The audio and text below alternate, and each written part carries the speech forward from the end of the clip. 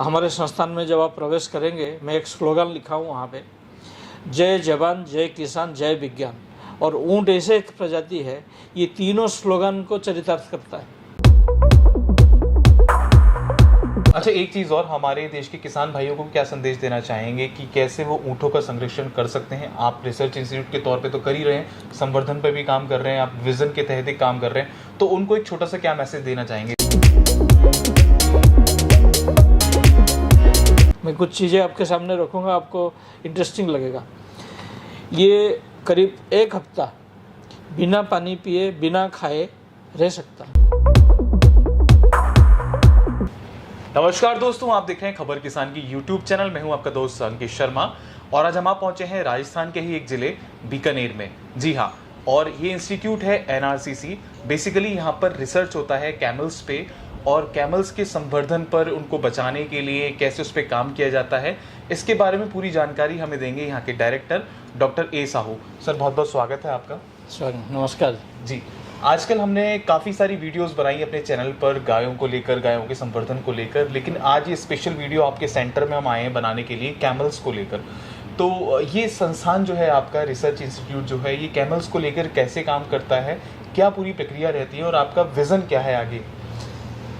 हमारा ये संस्थान ऊँट प्रजाति की संवर्धना के लिए, उनका उत्थान के लिए कार्य करने के लिए 1984 5 जुलाई को स्थापित हुई।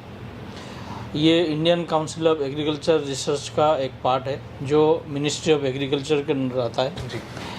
और ऊँट के जो प्रजाति हैं, उनकी संवर्धना मतलब उनका हम क्या उत्थान कर सकते हैं, उनका रखरखाव कैसे कर सकते हैं, उनसे फ़ायदा कैसे ले सकते हैं, और इन्हीं के साथ जुड़े जो किसान हैं, जो किसान परिवार हैं, उनका भी आमदनी बढ़े कैसे, उनका डिपेंडेंसी इनके ऊपर चले रहे, जिससे कि इस प्रजाति पृथ्वी में बने रहे, ना कि ख़त्म हो जाए। जी।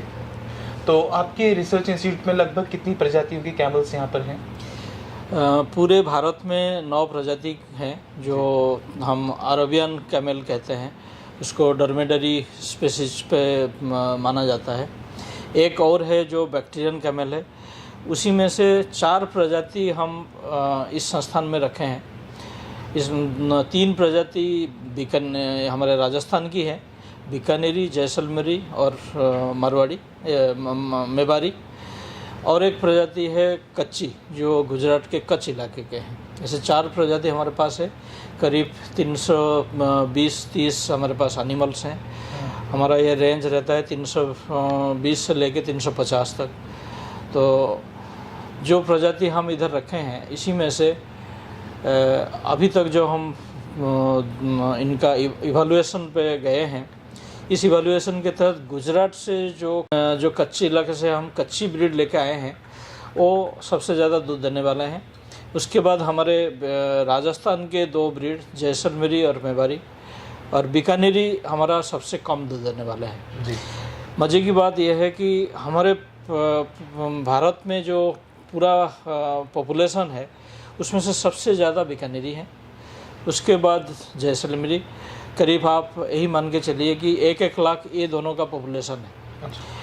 बाकी जो प्रजाति हैं, इनके पॉपुलेशन बहुत कम है। गुजरात में टोटल जो है 30,000 है, राजस्थान का 2.13 और गुजरात का 30। ऐसे और जो आसपास के स्टेट्स हैं, जैसे हरियाणा, पंजाब, यूपी, MP, ये सभी को मिला के हमारा टोटल 2.5 लाख है, जो पिछले पॉपुलेशन गणना से करीब 37% घट गया है जी। तो इसमें घटने के ऊपर एक चिंता सबसे बड़ी जो अभी सभी के लिए है, मैं कहूँ हमारे संस्थान के लिए भी है, राज्य सरकार के लिए है, भारत सरकार के लिए भी है। इसका कुछ तथ्य मैं आपको सामने रखूँगा, जिससे आपको लगेगा कि ये संख्या जो घट रहा है, इसको हम रोक सकते हैं। बीकानेर हमारा राजस्थान में जो घटती है वो 35% है, लेकिन हमारा पड़ोसी राज्य जो गुजरात है, वहाँ पे केवल 9% है। तो हमारा क्यों 9% नहीं हो पाया?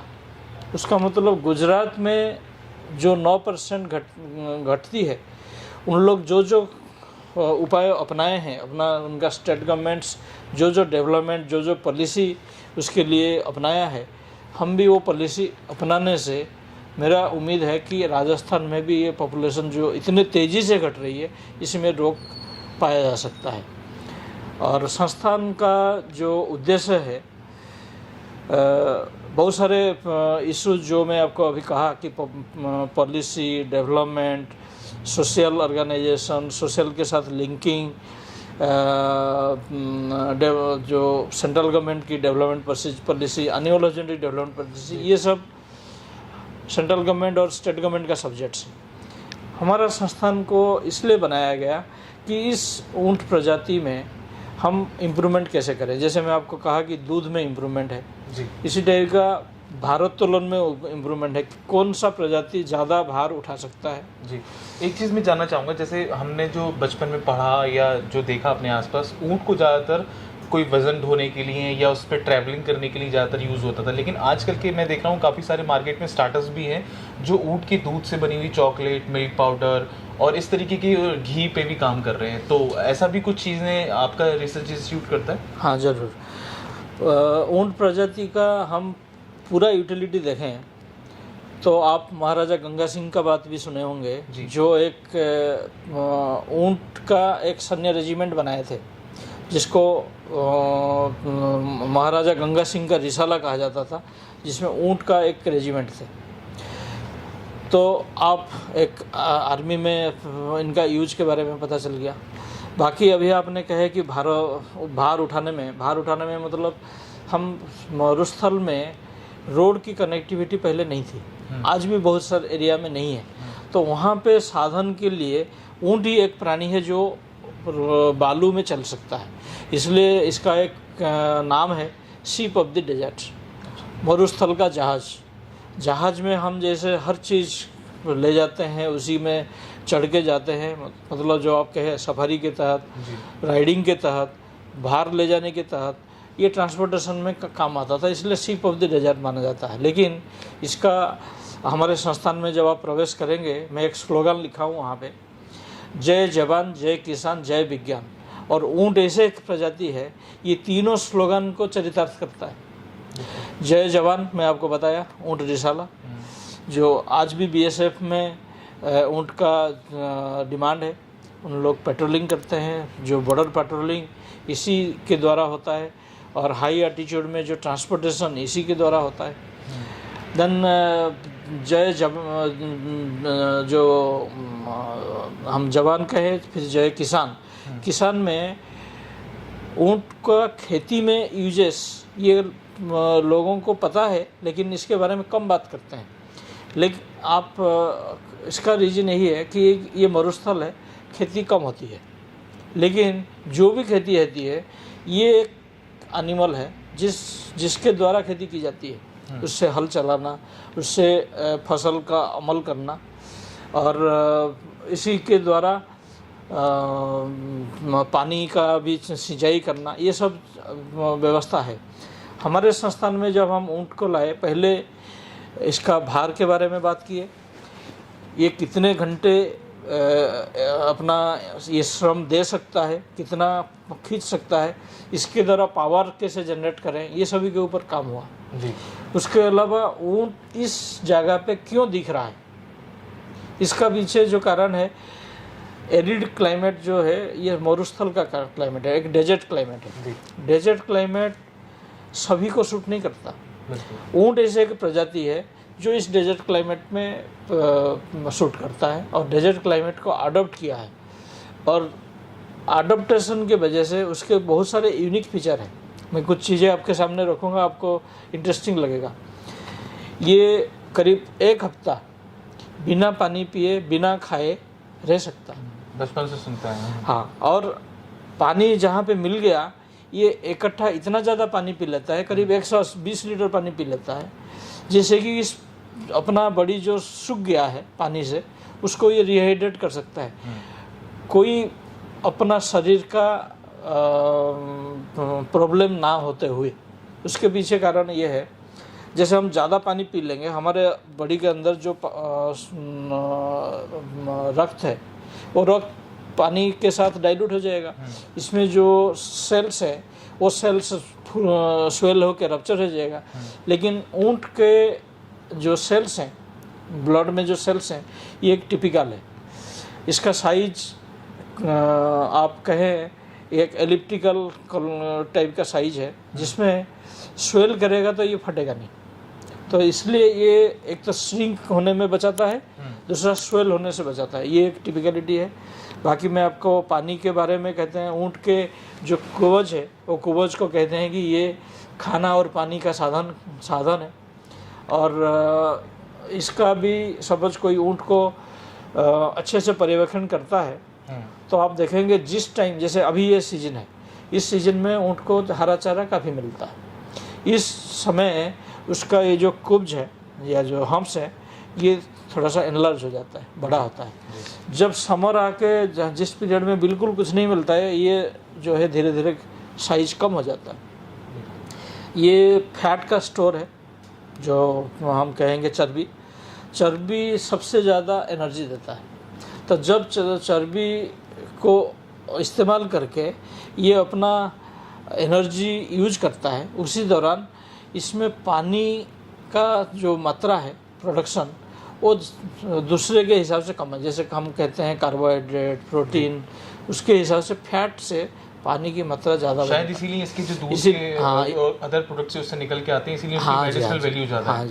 इसीलिए सूखे हुए भी ये कभी अपना दूध जो है बंद नहीं करता, अपने बच्चे को पालता है जी। और मैं जैसे कहा कि इसमें पानी जो लोग कहते हैं कि भाई कुब्ज है इसलिए उसी से पानी मिलता है जी, ये इतना ज़्यादा सही नहीं है। लेकिन कुब्ज से ज़्यादा पानी मिलता है ये सही है जी। जो मैं अभी आपके सामने रखा, बिल्कुल। कभी कभी ये ओजन जो है 10-20 किलो का होता है, तो इसमें से जितना पानी सप्लीमेंट के लिए वो यूज करता है। अच्छा, एक चीज़ और, हमारे देश के किसान भाइयों को क्या संदेश देना चाहेंगे कि कैसे वो ऊँटों का संरक्षण कर सकते हैं? आप रिसर्च इंस्टीट्यूट के तौर पे तो कर ही रहे हैं, संवर्धन पे भी काम कर रहे हैं, आप विजन के तहत ही काम कर रहे हैं, तो उनको एक छोटा सा क्या मैसेज देना चाहेंगे जाते जाते? जो आप बता रहे थे कि अभी ऊँट के ऊपर हम क्या फोकस कर रहे हैं, शीप ऑफ द डेजर्ट का जो यूटिलिटी है वो धीरे धीरे घट गया, क्योंकि ट्रांसपोर्टेशन बढ़ गया, रोड नेटवर्क बढ़ गया, डिफरेंट ऑटोमोबाइल्स आ गए जो ऊँट का काम करने लगे डेजर्ट एरिया में। तो ऊँट का उस एरिया में जो यूटिलाइजेशन है वो तो घट गया, बिल्कुल। तो आदमी को फिर ऊँट का यूटिलिटी किस लाइन पे ले जाए, ये देखा गया है। जो अभी आपने बात कही है कि ऊँट का दूध एक मेडिसिनल प्रॉपर्टी के तहत पुराने लोग जो ऊँट रखते थे उन लोग मानते हैं। उसके ऊपर हमारा संस्थान अध्ययन करके ये पाया कि इसमें डायबिटीज़ के अगेंस्ट में कारगर है, ऑटिज्म जो मानसिक ग्रोथ नहीं हो पाता है उनके लिए कारगर है, टीबी में भी कुछ काम किया गया है। अभी हम कुछ नया प्रोग्राम भी लिए हैं जिसमें टीबी, डेंगू, मैं तो इवन कहूँ जो अभी कोविड है जो रेस्पिरेटरी प्रॉब्लम क्रिएट करता है उसके लिए भी ये कारगर हो सकता है। तो ये शीप ऑफ द डेजर्ट को हम सपोज सोचेंगे कि भाई ये एक मेडिसिन की स्टोर हाउस है, औषधि का भंडार है, तो हम कोई ज़्यादा बात हम नहीं कर रहे हैं। ये सही में एक औषधि की भंडार है, जिस भंडार में हमें ये इतने सारे डिजीजेस के लिए, ह्यूमन एलिमेंट्स के लिए हम इसको इस्तेमाल कर सकते हैं एज ए फूड एडजुवेंट। तो इसीलिए उसके संवर्धन पर, उसके संरक्षण पे हमको काम करना चाहिए। हाँ, तो ये थे हमारे साथ डॉक्टर ए साहू जी, जिन्होंने बताया कि ऊँट को लेकर इतना सारा सब कुछ इनके संस्थान और ये सब लोग कर रहे हैं। और हम भी अपने चैनल के माध्यम से आपसे यही कहेंगे कि आपको इतनी सारी जो नॉलेज मिली है आज ऊँट को लेकर, आप भी अपने आसपास अगर ऐसे कुछ क्षेत्र है या कभी आप इस एरिया में आते हैं, राजस्थान में कभी आते हैं, तो इस सेंटर को ज़रूर विजिट करें और इससे जुड़े जो उत्पाद बन रहे हैं आजकल मार्केट में आ रहे हैं तो उनको भी आप खरीदें, उनको कंज्यूम करें, जिससे कि जो किसान भाई या जो स्टार्टअप्स इस क्षेत्र में काम कर रहे हैं उनको एक सपोर्ट मिलेगा और आगे जाके ये चीज़ एक बड़े स्केल पे जाएगी और जो इकोनॉमिकली काफ़ी आपको लाभ देगी। हमारे जो पूरा एक वैश्विक जो मदद है उसमें आगे बढ़ोतरी होगी।